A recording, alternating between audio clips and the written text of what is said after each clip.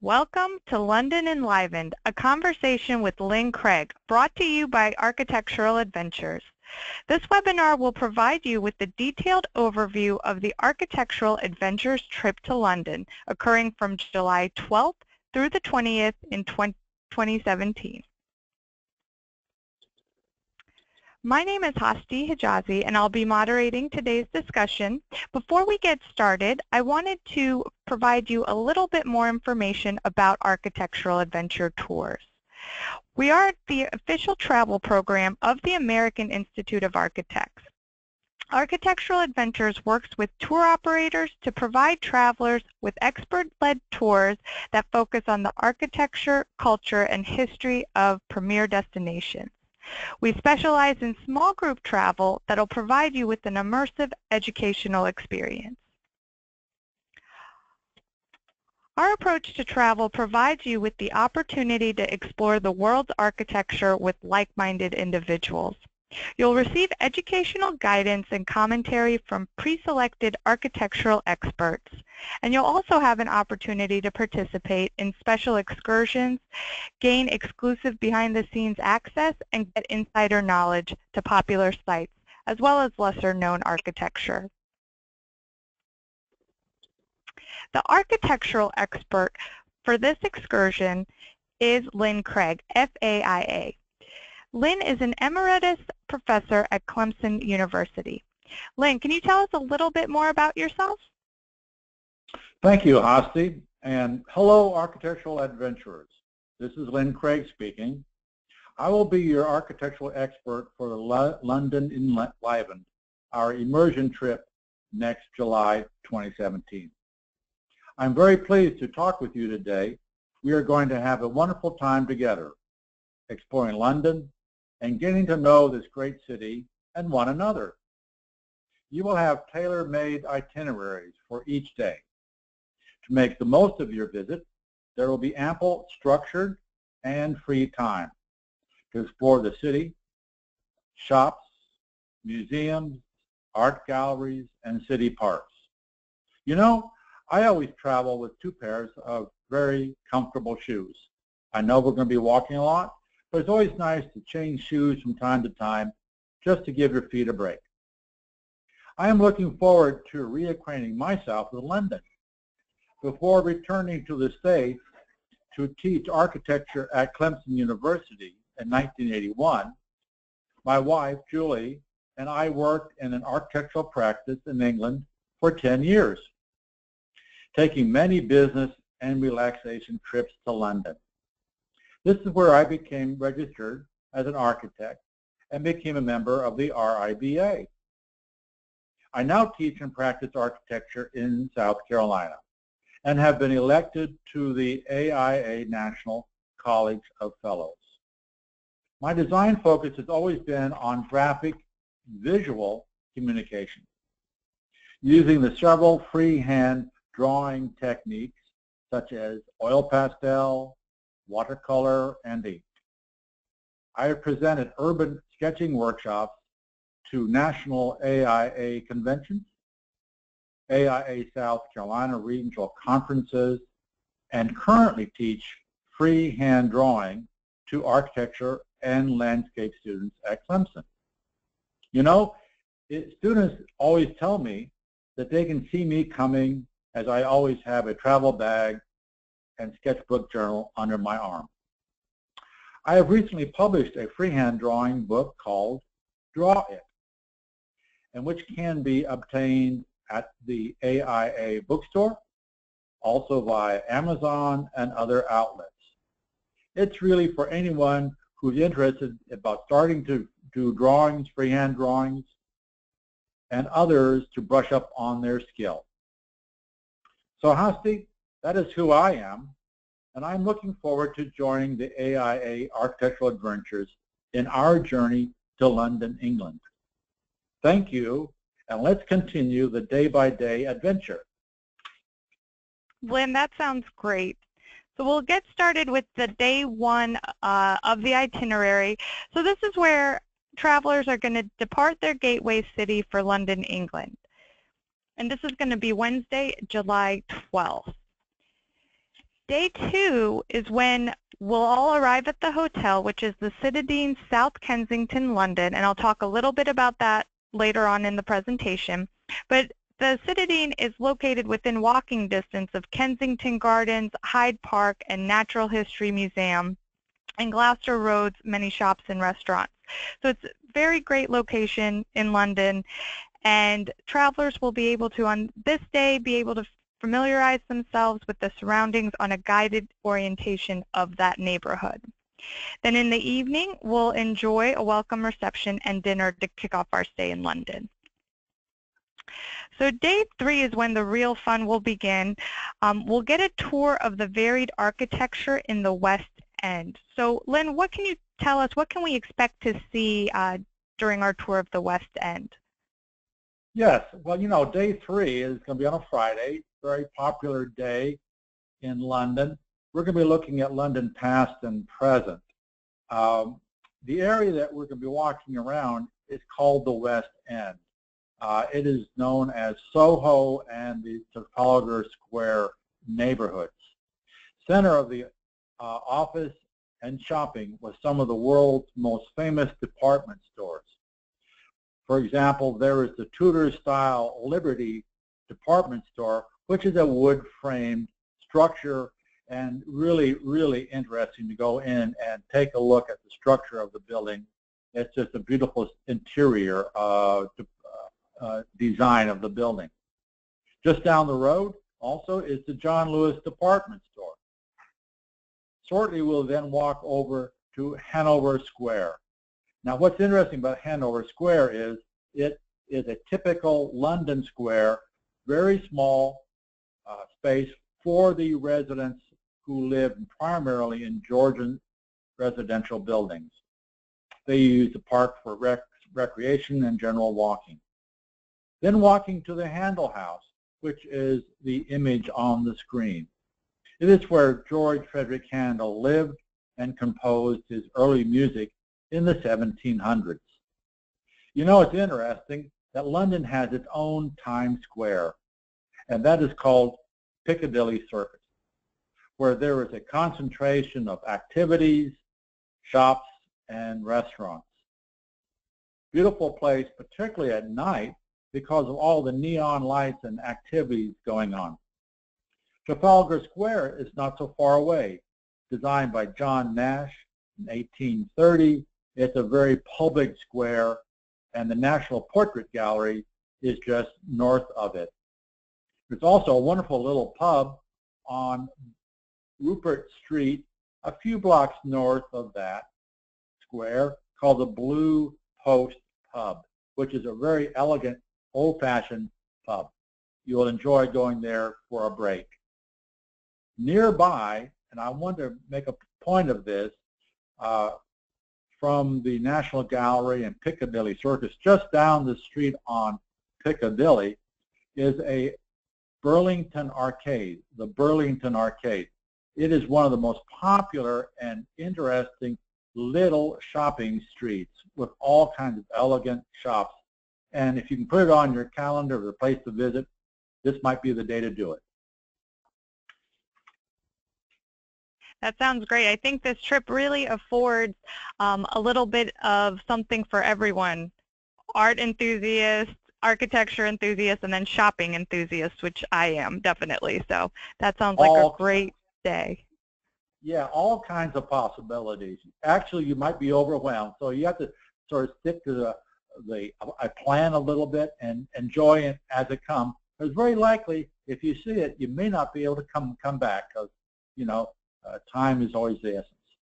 That's right. Great. Well, that brings us to day 4, which is Westminster. So on this day, our group will tour with an expert guide through the heart of London. We're going to visit and explore Westminster Abbey and the Houses of Parliament, which I'm sure we've all heard about or at least seen a lot of TV series on. Lynn, what can you tell us about the history of some of these two iconic buildings? Great, yes. Whitehall and Westminster Abbey. Let's start with Westminster Abbey. The Abbey is world famous as the resting place of Britain's monarchs and as a setting for coronations and other great pageants. You probably have seen all the different weddings take place, such as the recent marriage of Prince William in 2011. What's interesting about this building architecturally, out of stone, is its Gothic design, which is a vertical height. They were trying to reach as high as they possibly could. And in order to keep the building from spraying out and collapsing, they introduced the flying buttress system. So these are structural members that push up from the side. After lunch, we're going to visit the Houses of Parliament. It's their government center. It's their Washington, D.C., if you will. Houses of Parliament, the actual building, was a competition project, and it is elegant in its Gothic design. The building was built in 1834 and designed by Charles Barry. It's interesting in that it is a mixture of structures and interior courtyards. Tremendous amount of history takes place here. One of the most famous landmark features is its tower right along the Thames River. A tall structure, again Gothic in design. There's a clock face on all four faces of that tower. And then anywhere in the city, if you can position yourself and you're not sure of what the time of the day is, you can look back at the clock. Now, inside the clock is a 14-ton bell, which is called Big Ben. It's the bell that has the name, not the tower. This is installed in 1858, and it's just a wonderful ringing sound. It rings on the hour and chimes on the half hour. That evening, the itinerary has an evening on your own. So you're right down by the Thames River, and it's a beautiful river just to walk along. But you might want to catch a riverboat ride. You can read up on that. Maybe the concierge at the hotel can give you some help about just go for a ride along the river. And some of them actually have restaurants on these boats. So it's a nice place to end the day. That's our little visit to Whitehall and Westminster. Great. So the next day takes us to Oxford and the Cotswolds. So on this day, travelers may choose to spend the day at their leisure in London or opt to take a round-trip motor coach excursion to the Cotswolds. The Cotswolds are a beautiful rural area north of London, and they're dotted with idyllic English villages, stone bridges, ancient churches, manor houses, and rolling green hills. So Lynn, what can you tell us additionally about the Cotswolds? You know, the image on the screen here captures the essence of what a Cotswold village is. If you take a look at it, the narrow properties in which each of the buildings are constructed and gives a very narrow facade to the street, high-pitched roofs. But the beauty of the Cotswolds are the materials, the stone, the sandstone, the honeycombed buildings that make up the small villages. And Cotswolds is just surrounded by farmland and rolling hills, hedgerows. They call it the Cotswolds, W-O-L-D-S, wolds. Wold is a rolling, informal landscape which you might consider the essence of the British landscape. It's in contrast to what would be the Yorkshire moors, which are very large mountains, but again, they're not peaked, but rounded mountains full of heather and goats and sheep, and the walls are out of stone. But down in the Cotswolds, it's a very gentle landscape. The village of Burford down from Oxford University is a village that we will be visiting.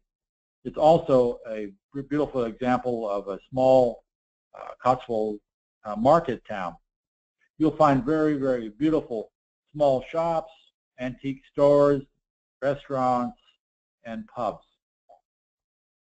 Later in the day, after lunch, then we're off to Oxford and the university, the world-famous university, which is made up of wonderful courtyards. All of the buildings are in Gothic stone, again in the sandstone. They're beige and brown buildings. For those who have liked mystery stories and have seen some of the BBC Inspector Lewis shows, all of the shows there are filmed in and around Oxford University. And you may recognize many of the buildings. The famous camera, which is near the center of the Oxford University, is very dominant, circular domed building. So you might recognize some of these buildings. Just from the image on the screen, we can see that this is just such a beautiful area with so much to see. And just walking down these streets would just give us so much to sketch, so much to take in, I think.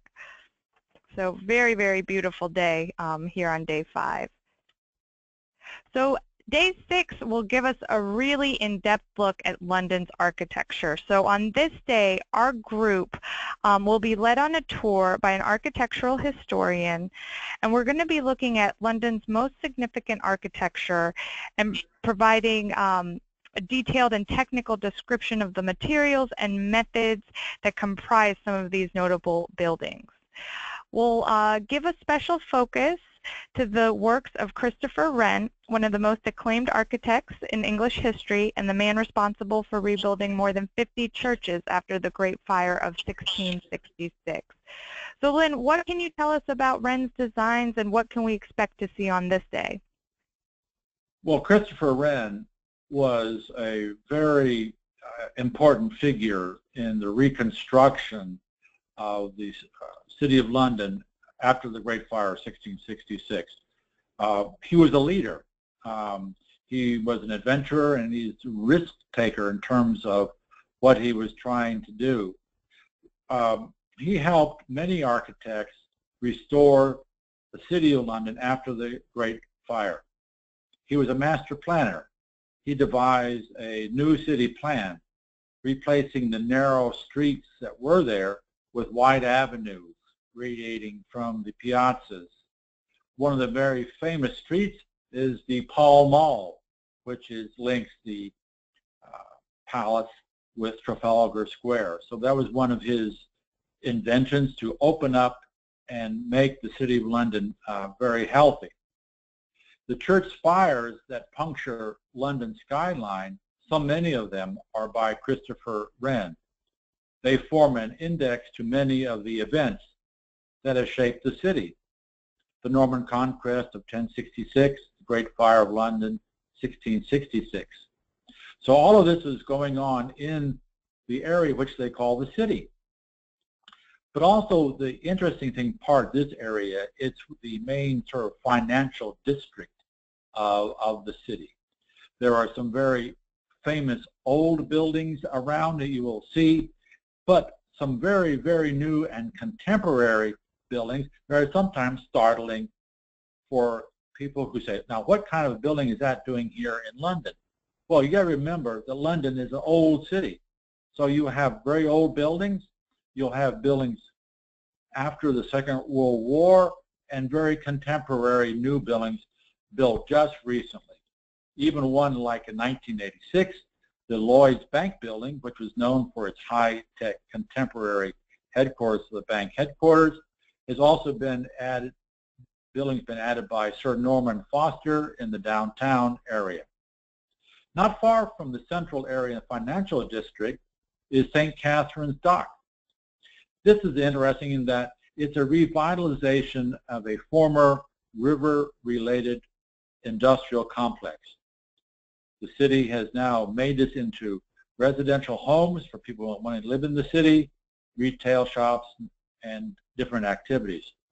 And again, there's another St. Catherine's Pier right along the Thames, which you might want to jump on at the end of this day and take a boat ride back to very near where our hotel is. Great. So that brings us to day 7. On this day, we're going to take the tube to Holborn Station and then take a walking tour that includes some of London's finest gardens and most eclectic architecture. We'll visit the historic Inns of Court. So what can you tell us about these grounds that we'll be visiting? Yes, Holborn and the Inns of Court. This area is traditionally known as the home of the legal and journalistic professions. Many newspapers were published here. The law is still here, and the Royal Courts of Justice and the Inns of Court. When we come out of the tube station at Holborn, we'll walk immediately and not too far away to Lincoln Inn Field. Now, Lincoln Inn Field is a large city park that is surrounded by wonderful Georgian and Victorian and other eclectic architecture buildings, all dealing with finance and law. On two corners of the Lincoln Inn Field are two really interesting buildings that I hope everybody gets a chance to see. One is the Old Curiosity Shop. It probably is the oldest shop in central London. It's where Charles Dickens based many of his novels on, and it's a wonderful place just to go in, take a look at it from the outside, and walk into the interior. At the opposite end of the Lincoln Inn Field is the actual Lincoln's Inn, one of the best preserved of London's Inns of Court. Right behind that is an interesting building, not so much for the architecture, although the architecture is engaging and enlightening. It's a place that many people don't actually get to go to or forget about going to. It's called the Silver Vaults. The Silver Vaults are a below street level building and has many rooms and of small dealers in silver, from jars to jewelry to cutlery to all types of things. And it's a kind of neat place to go in and just walk around. Nearby, and you can walk to see many of the other buildings in this area. And toward the afternoon, you would be able to visit another famous pub, the Ye Old Cheshire Cheese Pub. There's been an inn here for centuries. It's probably one of the oldest ones. What's really interesting is this pub has kept the 18th century arrangement of small rooms, fireplaces, and tables. A nice place to end your day before heading back to the hotel or onto another adventure. So many great recommendations there. Thank you, Lynn. So that brings us to day 8. So day 8 will be yours to do with as you wish. Your travel director will be on hand to assist you in planning your day. Some possibilities include the Tate Modern, the National Gallery, Buckingham Palace, the British Museum, and the London Eye, which is the iconic wheel overlooking the river.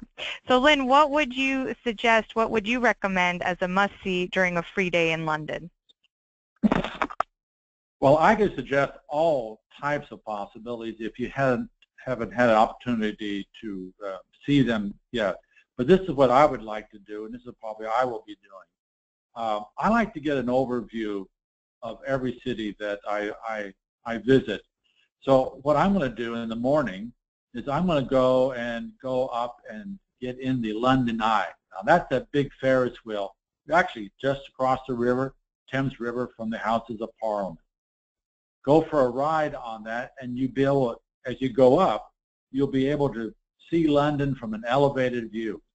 You get a better understanding of how the city is laid out, because it's not laid out on a grid like Chicago or Philadelphia or Savannah, Georgia, but it's a kind of a meandering city due because of its age and how people moved around. So getting an elevated view is actually perfect. Coming down from the Ferris wheel, walking across and getting on a riverboat ride, going from that station at the pier, and then maybe going back to St. Catherine's Dock to revisit that area of the city if I saw something familiar. Now I'm going to be tied to another idea as well, another desire, and that will be in the morning, to go to one of the well-known street markets. Portobello Road and Petticoat Lane, two street markets that are in the city, and they are lively shopping areas. You can buy small trinkets or whatever, and just a delightful place to go, place to eat. Toward the end of the day, I'm very interested myself in the work of Turner and his watercolors. So we'll be ending up toward the middle of the afternoon, hopefully, at the Tate and the Tate Modern Gallery, where we can come in and take a look at that old building as well as the newer structure that was added to it. So we'll be spending some time in the Tate Modern, being inside.